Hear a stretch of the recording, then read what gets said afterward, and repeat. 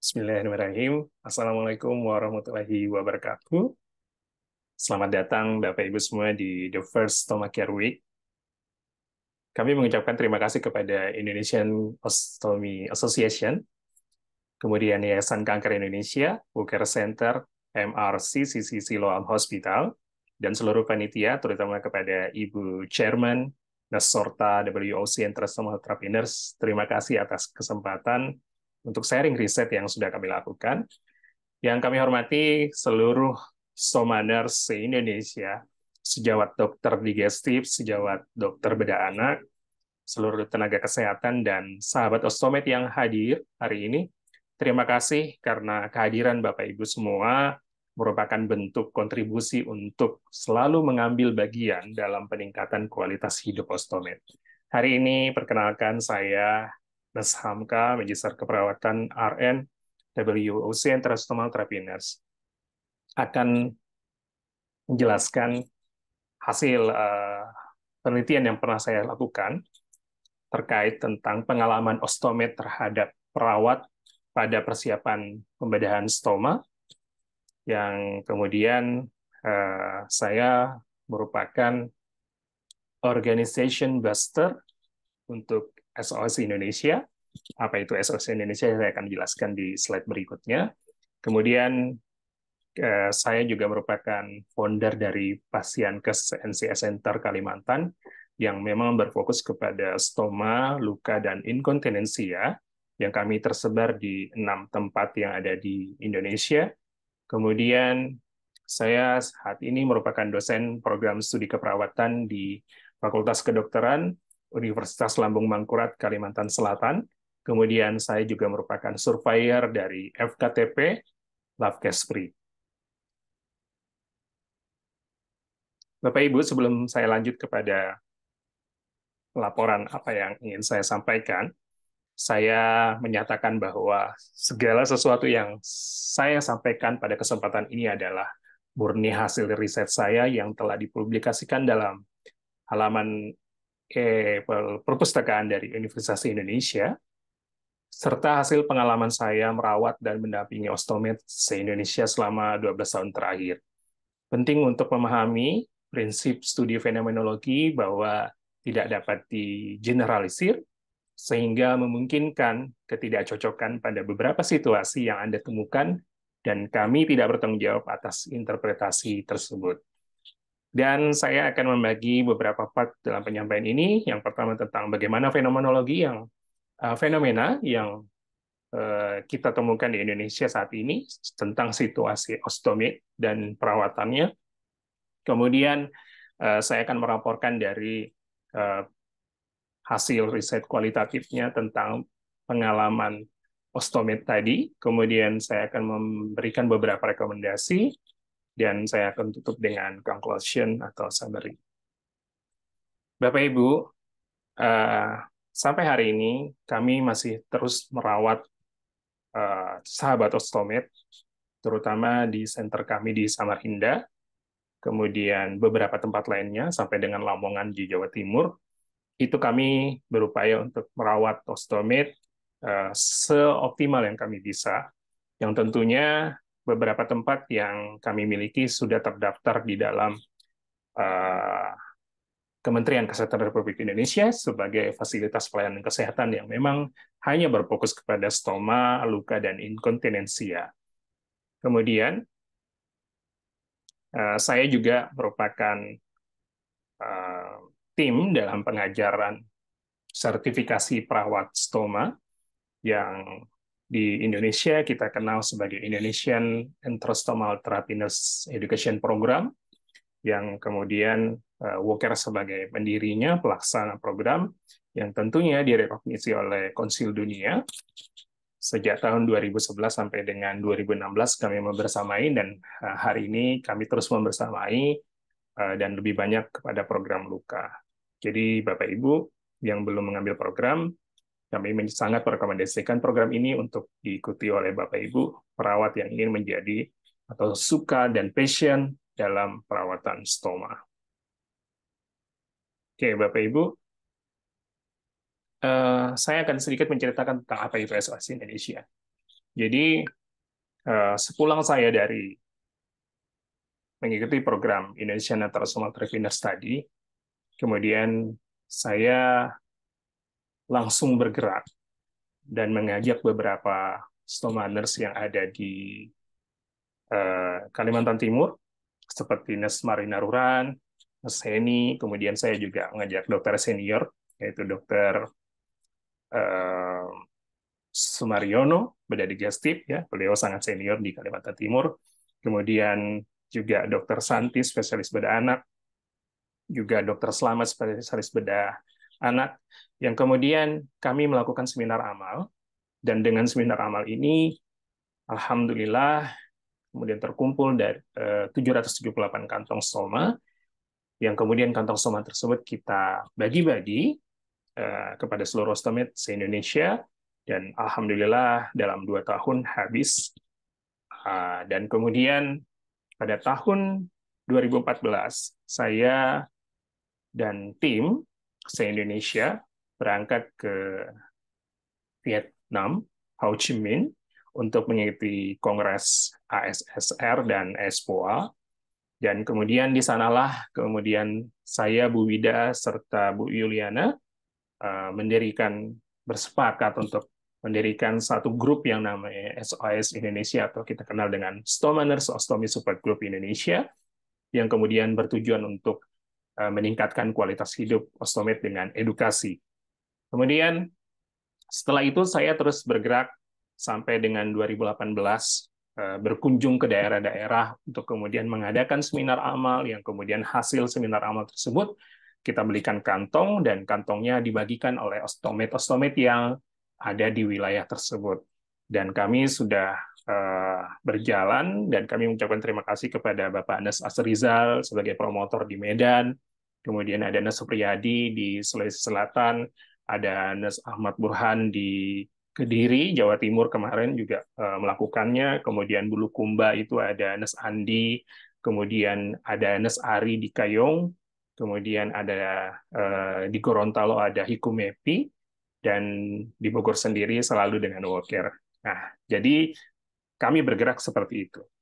Setelah itu, pada tahun 2018 di Jepang, di SPOA, dan keputusan founder SOS Indonesia antara saya, Bu Wida, dan Bu Yuliana memutuskan bahwa bukan saya lagi presidennya, karena yang menjadi presiden organisasi ini, atau himpunan ini, atau kita sebut dengan perkumpulan edukatif ini adalah harus dari Ostomed, sehingga kami tunjuk Bu Yuliana sebagai presiden dan Fajar sebagai sekretaris jenderalnya. Dan sampai hari ini saya membersamai teman-teman di dalam edukasi yang berbasis WA Group. Kemudian apa yang kami lakukan di WA Group adalah mengedukasi teman-teman dari sejak 2014 sampai dengan hari ini.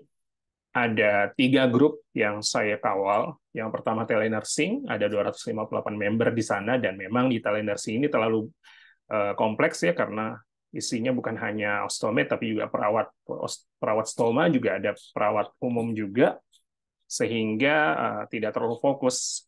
Kemudian saya memutuskan untuk membuat satu grup namanya Sahabat Ostomed, yang ada isinya adalah 202 orang member. Ini betul-betul isinya hanya ostomed dan stomaners, yang di sini kemudian edukasinya lebih aktif daripada telenursing. Kemudian ada satu grup lagi yang saya menjadi konsultan di dalamnya, adalah Baby Stoma Community, di mana ada 335 ibu-ibu di dalamnya, yang kemudian saya menjadi konsultan di dalamnya untuk terus mengedukasi dalam perawatan stoma dan luka serta komplikasi dalam 24 jam. Kemudian hasil dari ini, hasil dari layanan kami mengadakan penelitian yang kami kemudian men-sharingkan kepada 700 member kurang lebih, dan alhamdulillah respon dari mereka dengan adanya grup ini, mereka menyampaikan bahwa ada sikap empati dari kami, dan 100% mereka sangat puas terhadap sikap empati kami. Kemudian ada keandalan atau kespesifikan ilmu yang mereka rasakan diberikan oleh kami Mereka mengakui 100% atas itu, kemudian mereka juga 100% sangat puas dengan daya tangkap ada responsibel kami, dan ada 75% atau sangat puas dengan jaminan kesembuhan dalam teknik perawatan kami. Kemudian ini adalah hasil bukti beberapa kasus yang kami sempat dokumentasikan dalam WA Group yang kemudian mereka dari komplikasi menjadi sembuh kembali. Oke, Bapak Ibu, saya akan memulai dengan masalah yang terjadi pada proses persiapan pembedahan di Indonesia. Yang pertama, banyak sekali data, ada 13,9% yang kami ambil dari 90 ibu-ibu yang anaknya dioperasi stoma, mengatakan bahwa mereka tidak dapat edukasi sebelum operasi tentang apa itu stoma dan bagaimana cara perawatannya. Kemudian ada 8,3% ya yang ibu-ibunya menyampaikan bahwa tidak mendapatkan pendampingan perawatan pasca operasi. Jadi di sini kita bisa melihat bahwa masalahnya itu dari preoperatif sampai dengan postoperatif itu tidak mendapatkan edukasi yang baik. Kemudian dari 110 osteomet bayi dan dewasa mengalami komplikasi pembedahan sebanyak 88,9%. Mereka mendapatkan lesi atau iritasi di sekitar kulit. Jadi ini tinggi sekali ya datanya. Kemudian ada eksudat bernanah, artinya luka infeksi itu 13,9%. Kemudian 41,7% itu lukanya di L1 dan 36,1% lukanya di L2. Kemudian lukanya yang menjadi kronis sebanyak 5,6%. Ini hasil penelitian kami yang kami lakukan dan sudah kami publikasikan di tahun 2021. Nah, oke. Penelitian yang saya lakukan adalah penelitian kualitatif yang kami lakukan di Yayasan Kanker Indonesia yang menjadi pusat datanya. Kemudian kami berkunjung kepada partisipan-partisipan di Jabodetabek. Ya, tentunya sebelum kami melakukan penelitian ini, kami sudah melakukan ethical clearance.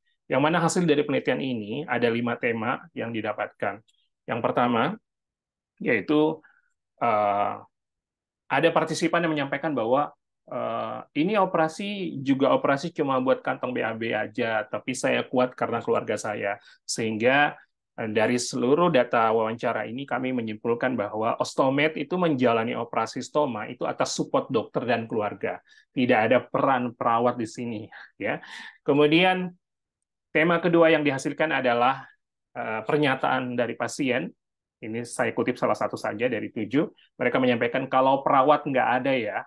Artinya saya bertanya, apakah perawat melakukan edukasi sebelum operasi atau dengan setelah operasi? Mereka jawab, kalau perawat nggak ada. Kalau untuk perawatan soma nggak ada. Jadi kalau untuk perawatan soma, dokter yang menjelaskan kepada saya, kata pasiennya, secara detail, baik itu dokter bedah, dokter anestesi, terutama dokter bedahnya, tata cara pembersihan. Nah, ini juga miris ya. Sehingga tema yang kami angkat adalah menjalani persiapan rutin sebelum operasi dari perawat. Artinya perawat hanya melakukan persiapan rutin saja, tapi tidak fokus kepada edukasi tentang stoma. Kemudian di tema 3, ada pernyataan pasien, partisipan menyatakan bahwa ada yang judes banget tuh, sampai ngomong, ibu jangan ngomong macam-macam bu. Nah, gitu ya. Jadi kami mengangkat tema kurang interaksi secara interpersonal dengan perawat. Ya, artinya ini menjadi sebuah masukan buat teman-teman semua, jangan sampai tidak melakukan interpersonal pendekatan kepada pasien osteomed ya yang akan dilakukan operasi. Kemudian ada pernyataan partisipan yang juga kami kutip adalah harusnya kan ada pendampingan antara dokter sama perawat stoma yang mestinya menjelaskan di mana letak stoma sebelum dioperasi. Nah, artinya sebelum dioperasi memang tidak mendapatkan informasi spesifik stoma dari perawat.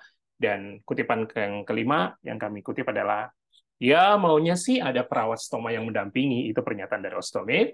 Kemudian tema yang kami hasilkan adalah keinginan mendapatkan perawatan dari perawat khusus stoma sebelum operasi dilakukan. Jadi berdasarkan penelitian ini, kami menghubungkan bahwa perawat belum memberikan dukungan dalam persiapan pembedahan dinilai hanya melakukan tindakan yang bersifat rutinitas saja. Jadi ambil darah, yang lain-lain gitu. Jadi tidak dilakukan spesifik kepada edukasi yang seharusnya memang dilakukan untuk persiapan pembedahan stoma. Kenapa? Karena memang ada keterbatasan dalam pemberian informasi ya terkait pembedahan stoma. Nah, kemudian pasien juga harusnya mendapatkan perawatan dari perawat khusus stoma. Nah, itu harusnya. Ya. Kemudian, jadi idealnya bahwa fase preoperatif itu hanya ada beberapa edukasi yang harus kita lakukan. Kita fokus kepada dukungan secara fisik. Kita harus fokus kepada dukungan secara psikis dan emosional serta stomasitis. Ini yang penting. Jadi jangan diajarin tentang jenis kantong, jangan diajarin tentang cara rawatnya, itu nanti. Ya, tapi di preoperatif sebelum operasi ada hal ini yang harus kita lakukan, bagaimana bisa melakukan stomasitis. Kemudian ada banyak penelitian yang menjelaskan tentang keterlibatan perawat stoma itu sangat harus dilakukan sebelum operasi stoma. Bagaimana kemudian dokter digestif mereferral kepada kami perawat stoma, kemudian kami menentukan stomasitis, kemudian kami kembalikan ke dokter bedahnya untuk langsung melakukan pembedahan di titik yang memang kami sudah tentukan. Karena itu kompetensi kami dan kami memiliki ilmunya. Kemudian hal ini sangat tidak bisa berjalan secara ideal karena memang kemampuan atau limited atau jumlah perawat stoma memang 1:100 rumah sakit, sehingga pengalaman ostomed dalam mendapatkan edukasi tentang persiapan stoma itu beragam, ya, serta akhirnya kemampuan keterampilan juga pada perawat-perawat yang belum belajar stoma ini akhirnya uh, terbatas.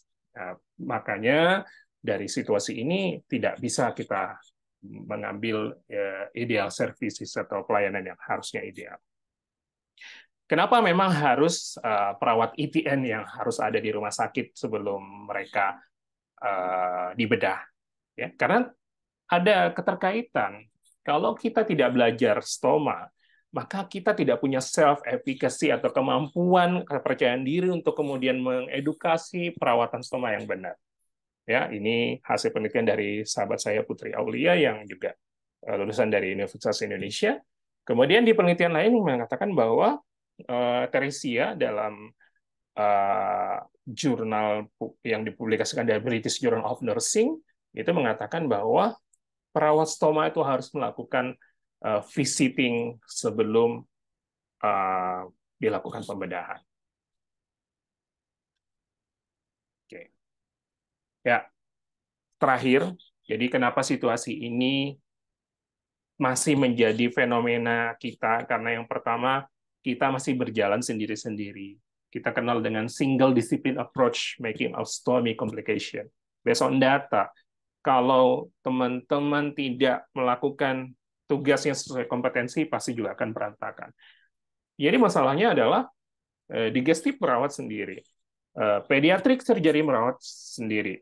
Sebelum operasi, belum melakukan somasetting consultation atau konsultasi tentang somasetting kepada IT-nurse. Kenapa? Kendalanya jumlah IT-nya tidak ada di rumah sakit, gitu kan?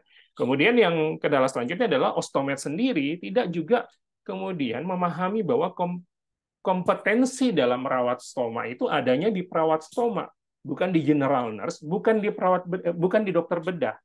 Ya, sehingga approaching the competent itu harus kemudian dipahami oleh ostomed, bahwa ostomed itu harus dipahami, diberikan pemahaman bahwa kalau tentang luka dan stoma, perawatannya wajib datang ke perawat stoma. Jadi Bapak Ibu, pendekatan multidisiplin itu diperlukan dalam peningkatan kualitas hidup dari caregiver, general nurse, ostomy nurse, pediatric surgeon, digestive surgeon, and government. Jadi ini ada satu chart, satu template, satu gambar yang kemudian saya resume, di mana peran-peran kita dalam bertugas mengambil peran untuk perawatan stoma, apa yang harus kita lakukan semua saya hajikan di sini. Jadi pesan saya, mari kita melakukan mengambil alih, mengambil bagian dalam perawatan stoma ini berdasarkan kompetensi masing-masing. Ini pesan saya untuk sahabat-sahabat saya general nurse, sahabat saya stoma nurse, sahabat saya digestif, dan bedah anak, untuk kemudian kita bekerja berdasarkan kompetensi masing-masing. Dan saya juga berpesan kepada caregiver dan ostomed, tolong kemudian merujuk kepada tenaga kesehatan sesuai dengan kompetensinya, Kemudian saya juga memesankan kepada government untuk kemudian mengupayakan agar BPJS bisa mengcover konsultan sebelum eh, bedah stoma, yaitu stoma setting, itu di cover oleh BPJS, dan appliance-nya juga bisa di cover oleh BPJS. Jadi itu saja yang bisa saya hadirkan, karena keterbatasan waktu. Kita akan bisa lanjutkan di diskusi pertanyaan nanti. Terima kasih banyak atas perhatiannya. Assalamualaikum warahmatullahi wabarakatuh.